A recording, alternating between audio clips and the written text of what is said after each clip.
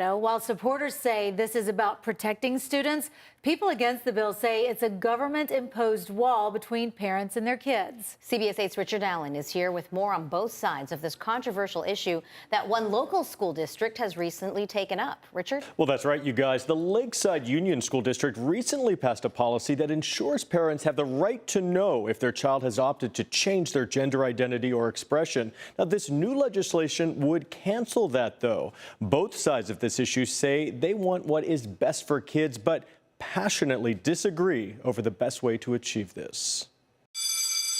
It's a difficult subject. While most parents agree with that, they remain split over whether schools should be prohibited from informing parents if their student identifies as transgender. Parents have the right to know. They're their children. But if the children, if they're not supportive, then the children are just going to be a mess. This is ultimately about the safety and well-being of our youth. San Diego Assemblymember Chris Ward authored AB 1955, known as the Safety Act, which would prevent school districts statewide from telling parents that their kids identify as LGBTQ+, to avoid what Ward describes as forced outings. Although many LGBTQ youth have supportive families, some unfortunately continue to face rejection and are exposed to serious harm if prematurely forced to reveal their identity. This bill is evil. Opponents of this legislation, including Assemblymember Jim Patterson, call it the Parent Secrecy Bill. The state does not own our children.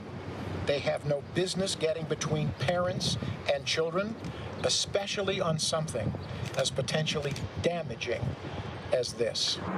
Last month, the Lakeside Union School District unanimously passed a Parents' Bill of Rights, ensuring parents are notified of anything pertaining to the well-being of their kids, including transitioning their gender. It's a policy this mom supports. It's a parent's rights. No one else can decide for them but their parents until their child is old enough to decide for themselves and what they want to do with their life. But mom Karen Parr says she's on the fence and says she sees the harm that students could suffer if their parents are not supportive. That's a personal thing. That's I don't think the government or the schools or the whoever it is should be in that situation. That's not their job. If AB 1955 is ultimately signed into law, policies like this one adopted in Lakeside would be invalidated. Students have a constitutional right to privacy, and we believe that morally everybody deserves the right to be able to come out on their own terms in a time and a manner and a place and to whom